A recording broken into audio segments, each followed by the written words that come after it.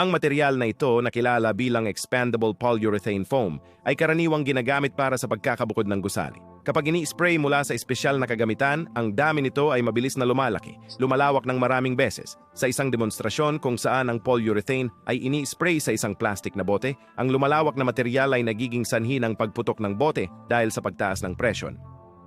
Nangyayari ito dahil ang reaksyon ng polyurethane ay bumubuo ng malaking dami ng mga gas tulad ng carbon dioxide na nagiging sanhi ng pagbuo ng mga bula sa loob ng material na nagiging sanhi ng karagdagang paglawak nito. Dahil ang polyurethane foam ay magaan at madaling hubugin, ito rin ay malawakang ginagamit bilang material na pampalambot sa packaging.